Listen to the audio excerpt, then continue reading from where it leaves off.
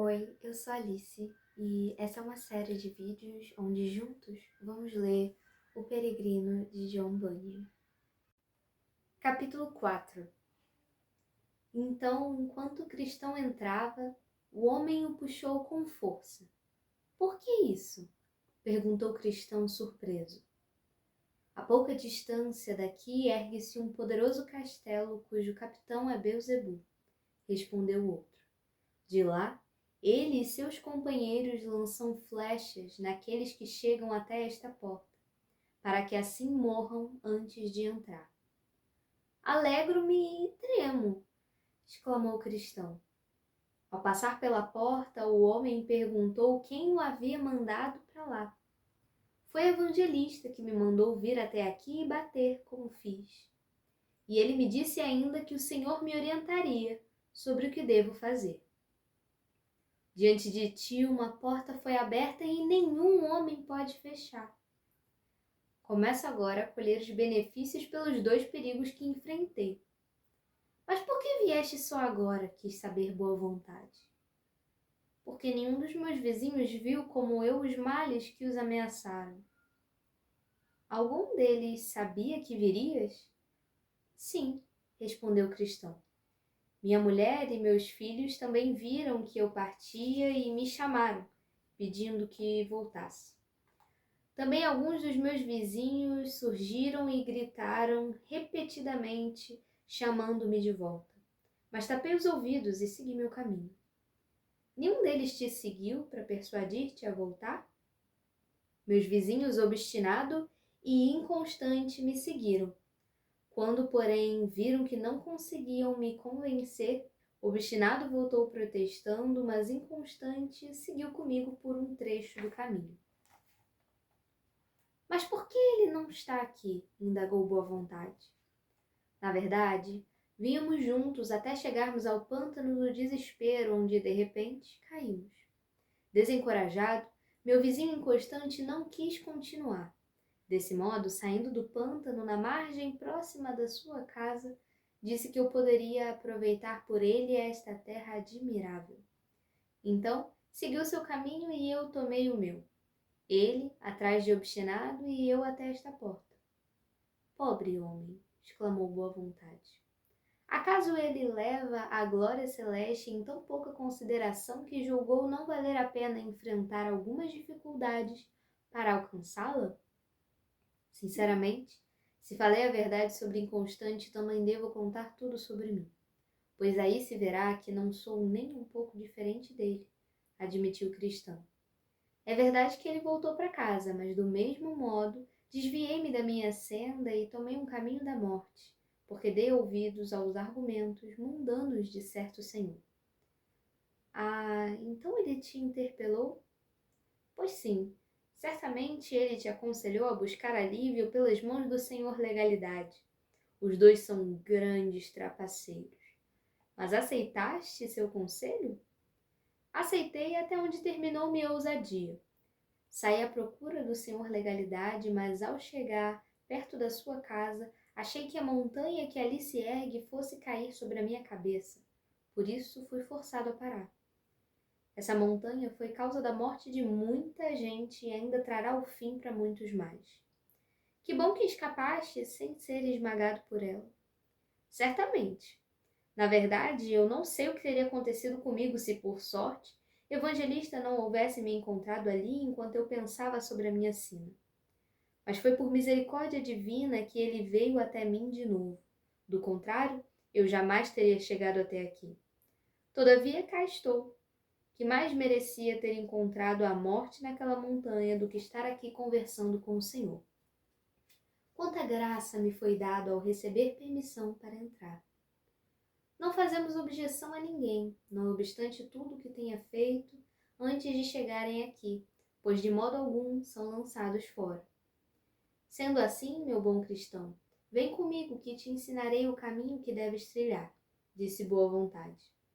Olha, diante de ti, estás vendo este caminho estreito? Essa é a senda que deves tomar. Foi aberta pelos patriarcas, pelos profetas, por Cristo e seus apóstolos, e é reta como uma régua. Esse é o caminho que deves seguir. Mas não há desvios nem volteios que levem a se perder aquele que não conhece o caminho? Há sim muitos caminhos que saem desse. São sinuosos e largos, mas poderás distinguir o errado do certo, pois a trilha correta é reta e estreita. Em meu sonho, vi Cristão lhe perguntar ainda se não poderia ajudá-lo a retirar o fardo que levava às costas, pois não havia conseguido se livrar dele, nem poderia de modo algum fazê-lo sem ajuda. Boa Vontade lhe disse: quanto ao fardo, contenta-te em carregá-lo até chegar ao local da libertação, pois lá cairá de tuas costas por si só. Assim, Cristão cingiu seus lombos e se preparou para a jornada. Boa Vontade lhe disse ainda que, quando já estivesse a certa distância da porta, chegaria à casa de intérprete, em cuja morada deveria bater, pois ele lhe mostraria coisas excelentes. Destarte, Cristão despediu-se do amigo, que lhe desejou que Deus o fizesse andar rapidamente em sua senda. Desse modo, Cristão prosseguiu até chegar à casa de intérprete, em cuja porta bateu repetidas vezes. Por fim, alguém apareceu e perguntou quem era. Sou um viajante, senhor, identificou-se Cristão. Um conhecido do bom dono desta casa enviou-me aqui para receber orientação. Peço, portanto, para falar com ele. Então o homem foi chamar o dono da casa, que logo depois foi receber Cristão, perguntando-lhe o que desejava. Senhor, venho da cidade da destruição e estou indo ao monte Sião, respondeu Cristão. O homem que guarda a porta me disse no início desse caminho que, se eu viesse até aqui, o Senhor me revelaria coisas excelentes que me seriam de grande proveito em minha jornada. Entre, vou te mostrar algo que será proveitoso, convidou o intérprete. Mandou então seu servo acender a vela e fez sinal para que Cristão o seguisse. Levando-o a um aposento, mandou o servo abrir a porta. O criado fez o que lhe foi feito e Cristão viu na parede o quadro de um homem de aparência muito austera. Seus olhos erguiam-se aos céus, nas mãos segurava o melhor dos livros. A lei da verdade estava escrita em seus lábios. O mundo estava às suas costas. Sua postura era de quem apelava aos homens e sobre sua cabeça descansava uma coroa de ouro. O que isso significa? Indagou Cristão. O homem do retrato é um entre mil. Pode gerar filhos, porque sente as dores de parto, e ainda amamentá-los depois de nascerem. E se o vês de olhos erguidos aos céus, com o melhor dos livros na mão e a lei da verdade escrita nos lábios, é para mostrar-te que o seu trabalho é conhecer e revelar coisas funestas aos pecadores. Por isso também o gesto de apelar aos homens. O mundo às suas costas e a coroa sobre a cabeça mostram que, menosprezando e desdenhando as coisas mundanas, pelo amor que dedica ao seu mestre, certamente no próximo mundo será recompensado com a glória. Ora, prosseguiu o intérprete, mostrei este quadro porque o homem do retrato é o único a quem o Senhor do lugar a que te diriges autorizou que fosse teu guia em todos os locais difíceis que possas encontrar pelo caminho. Portanto, presta muita atenção ao que te mostrei e tenha em mente o que viste, caso encontres em tua senda alguém que finja te mostrar o rumo certo, quando, na verdade, estará indicando a trilha da morte.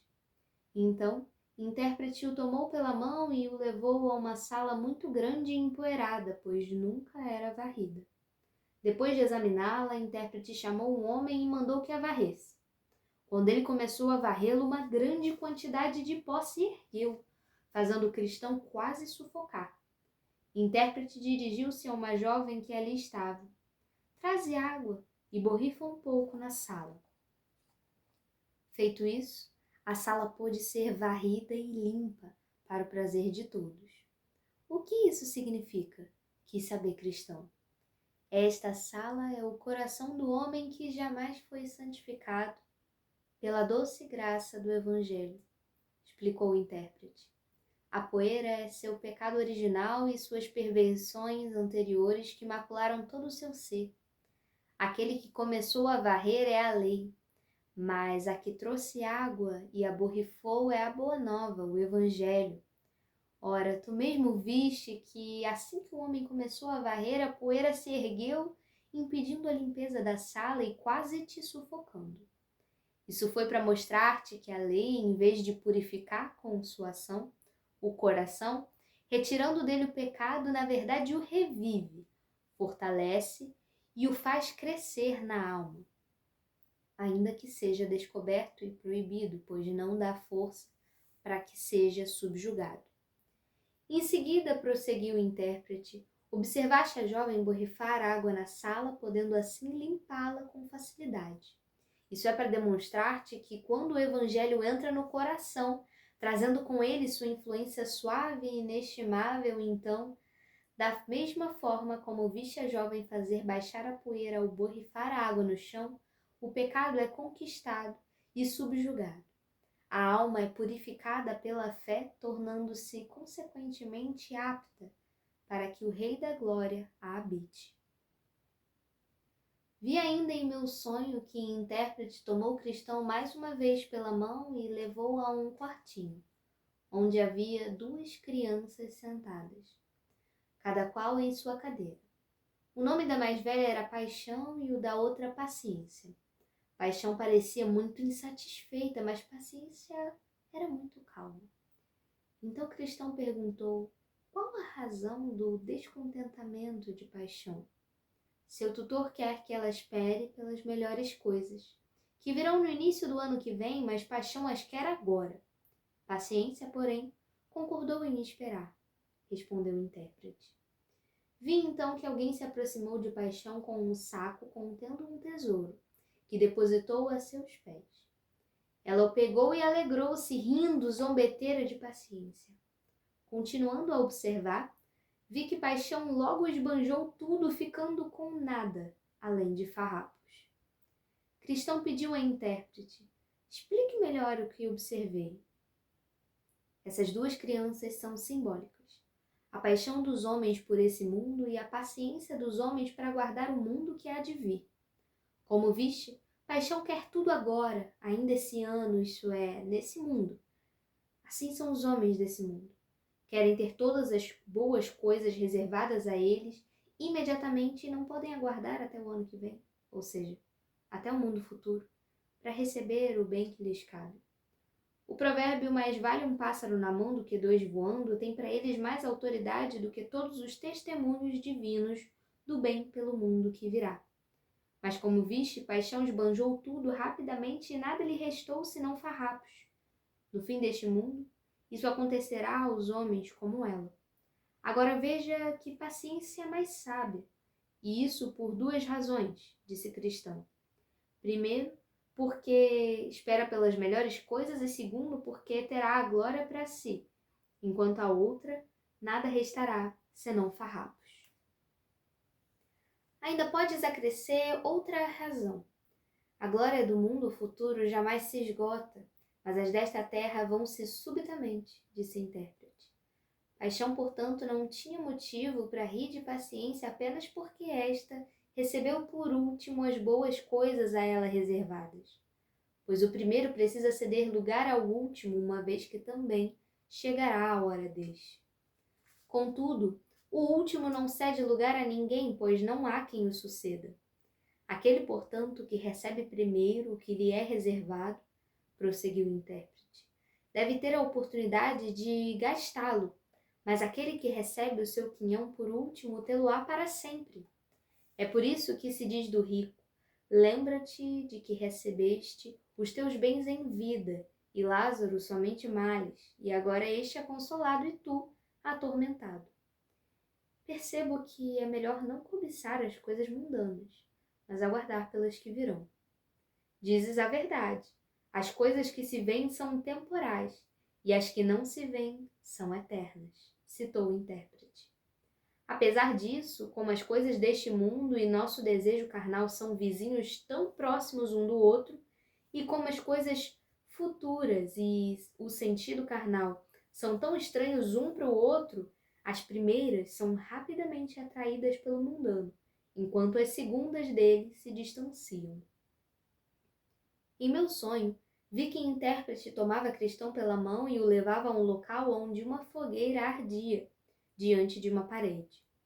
Uma pessoa permanecia ao lado do fogo, jogando sempre muita água na fogueira tentando extingui-lo. Mas, em vez disso, as chamas aumentavam e o calor se intensificava. O que isto significa? Perguntou o cristão. O fogo é a obra da graça forjada no coração. Aquele que joga água na fogueira para apagá-lo é o diabo. Apesar disso, como viste, o fogo aumenta e se torna mais quente. Mas vou te mostrar o motivo disso. Tendo dito isso, o intérprete levou o cristão atrás da parede diante da qual ardia a fogueira. Lá havia um homem com um vaso de óleo na mão, que despejava continuamente no fogo, mas em segredo. O que isto quer dizer? Quis saber cristão.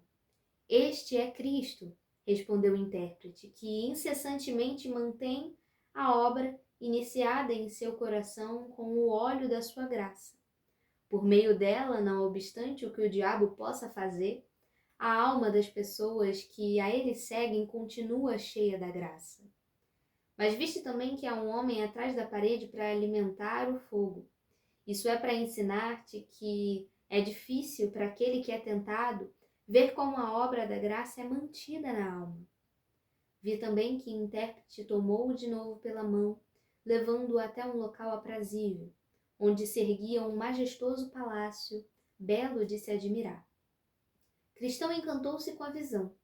Ele também viu que, no terraço do palácio, caminhavam algumas pessoas vestidas de ouro. Podemos ir até lá? Pediu Cristão. O intérprete o levou então até a porta do palácio, onde havia muitos homens, desejosos de entrar, mas sem poder. Também havia um homem sentado à mesa, a pouca distância da porta. Ele tinha um livro e um tinteiro diante de si, para anotar o nome daquele que poderia entrar. Cristão também viu muitos homens vestindo armaduras guardando a porta, determinados a ferir e causar mal a qualquer um que tentasse entrar sem autorização. Cristão espantou-se. Por fim, quando as pessoas recuaram com medo dos guardas armados, Cristão notou um homem de constituição muito robusta aproximar-se do escriba e dizer-lhe: escreva meu nome.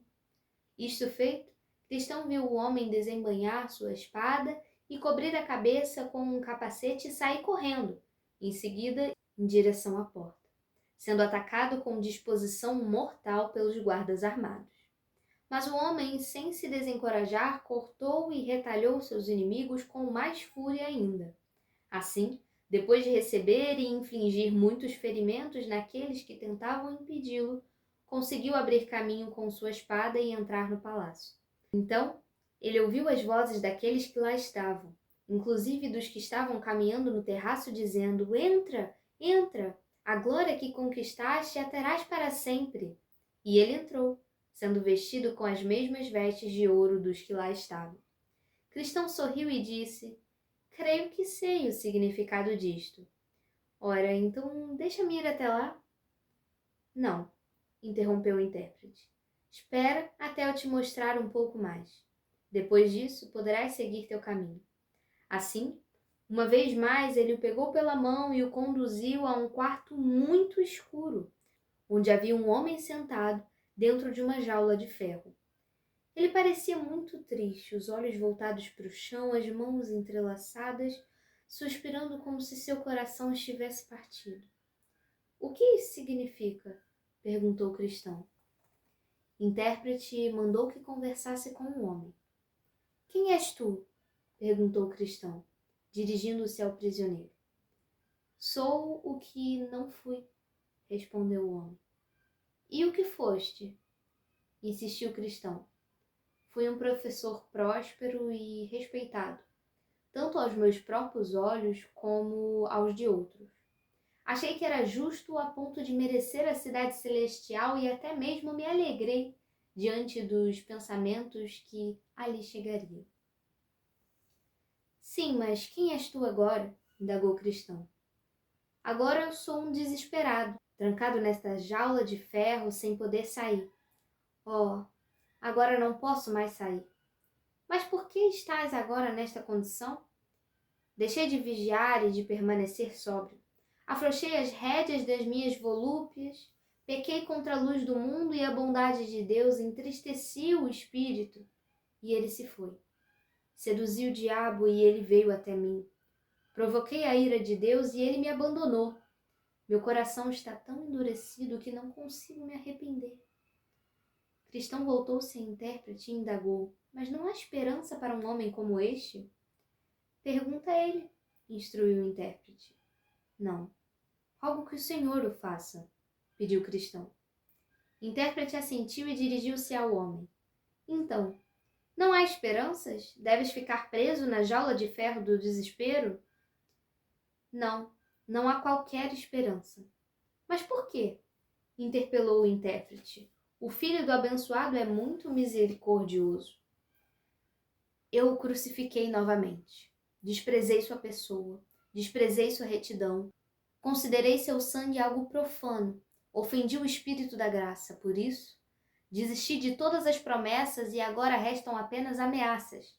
Ameaças terríveis, ameaças medonhas de condenação certa e indignação ardente que me consumirá como adversário. Em busca de que tu te reduziste a essa condição? Perguntou o intérprete. Das luxúrias, dos prazeres, dos ganhos deste mundo, cujo usufruto me proporcionou grande deleite. Agora, porém, todos eles mordem-me e roem-me como um verme de fogo. Mas não podes arrepender-te e mudar? Disse o intérprete. Deus me negou o arrependimento. Sua palavra não me encoraja a crer. Foi ele mesmo que me trancou nesta jaula de ferro. Nem mesmo todos os homens do mundo poderiam me libertar. Ó eternidade, eternidade, como posso enfrentar o sofrimento que encontrarei na eternidade? O intérprete dirigiu-se a cristão e lhe disse: que te lembres do sofrimento deste homem e que seja um aviso perene. Isso é aterrador, exclamou o cristão. Deus me ajude a vigiar e a permanecer sóbrio, e rogo que eu possa evitar a causa do sofrimento deste homem. Mas, Senhor, já não é hora de eu retomar meu caminho? Espera que eu te mostre uma última coisa e então poderás seguir tua senda. De novo, ele tomou o cristão pela mão e o levou a uma câmara onde um homem se erguia da cama. E enquanto vestiu suas roupas, tremia e fremia. Por que este homem está tremendo tanto? Inquiriu o cristão. O intérprete pediu então que o homem respondesse a cristão. Esta noite, começou ele, enquanto eu dormia, vi em meus sonhos que os céus ficaram muito sombrios. Os relâmpagos e trovões eram terríveis e me deixaram agoniado. Em meu sonho vi as nuvens se estirarem de um modo incomum e ouvi o alto som de uma trombeta. Vi a seguir um homem sentado numa nuvem, servido por milhares de seres celestiais, todos envoltos em fogo chamejante. Ouvi então uma voz dizendo: erguei-vos, ó mortos, e vindes para o julgamento. A esse comando as pedras se partiram, as tumbas se abriram e os mortos de lá saíram. Alguns estavam muito felizes e olhavam para cima, outros, porém, buscavam esconder-se sobre as montanhas. Daí vi o homem sentado na nuvem abrir o livro, prosseguiu ele, e ordenar que todo mundo se aproximasse. Contudo, por conta das chamas que o envolviam, uma distância conveniente era mantida entre ele e a multidão, do mesmo modo como acontece entre o juiz e os prisioneiros num tribunal. Também ouvi a proclamação aos que serviram o homem sentado na nuvem: ajuntem o joio, a palha e o restolho e lancem tudo no lago de fogo. E imediatamente abriu-se o abismo sem fundo, bem abaixo de onde eu estava. Do abismo jorraram brasas em fogo e fumaça e sons hediondos. As mesmas pessoas se disse: recolham o trigo no meu celeiro. E com isso, vi muitos serem erguidos e levados às nuvens, mas eu fui deixado para trás. Fiquei. Também tentei esconder, mas não pude, pois o homem sentado na nuvem me observava. Meus pecados também me vieram à mente e minha consciência me acusava de todas as formas. Depois disso, despertei. Mas o que foi que deixou com tanto medo nessa visão? Perguntou o cristão. Ora, achei que o dia do julgamento havia chegado e que eu não estava preparado. Mas o que mais me aterrorizou foi o fato de os anjos terem escolhido muitos e me deixado para trás. Também o poço do inferno abriu sua boca exatamente onde eu me encontrava. Do mesmo modo, minha consciência me afligiu. Finalmente, o juiz me vigiava, demonstrando indignação em seu semblante. O intérprete dirigiu-se então a cristão. Refletiste sobre todas essas coisas? Sim, elas me inspiram esperança e medo. Bem, tem tudo isso em mente para que seja como um aguilhão em seu flanco, instigando-o adiante em seu caminho, aconselhou o intérprete. Assim, Cristão começou a cingir seus lombos e a preparar-se para a jornada. O intérprete se despediu falando: que o Consolador esteja sempre contigo, bom cristão, para guiar-te no caminho que leva à cidade. E ao tomar o caminho, Cristão recitou: aqui vi coisas raras que me deixaram boquiaberto, coisas agradáveis, terríveis, coisas que me deixam certo daquilo tudo que estou a empreender. Deixa-me refletir sobre elas e compreender por qual propósito me foram mostradas, e que dão ao Senhor bom intérprete minha eterna gratidão. Meu sonho prosseguiu e nele vi que a escada pela qual Cristão viajara era acompanhada por um muro dos dois lados. O muro se chamava Salvação. Por esse caminho ascendente seguiu o sobrecarregado Cristão, não sem dificuldade, por conta do fardo nas suas costas. E assim ele prosseguiu até chegar a um local elevado, sobre o qual havia uma cruz e um pouco abaixo um sepulcro. Vi em meu sonho que, quando o cristão se aproximou da cruz, seu fardo soltou-se de seus ombros e tombou, rolando ladeira abaixo, até chegar ao sepulcro, onde caiu e eu não o vi mais. Cristão sentiu-se leve e feliz e disse com o coração alegre: ele me trouxe descanso com sua dor e vida com sua morte. Então, parou para observar e refletir, pois estava muito surpreso que a visão da cruz havia tirado o fardo das suas costas. Ele olhou e olhou até que as fontes em seus olhos transbordaram em seu rosto. E enquanto ele observava e chorava, viu 3 seres resplandecentes que o saudaram, dizendo: a paz esteja contigo.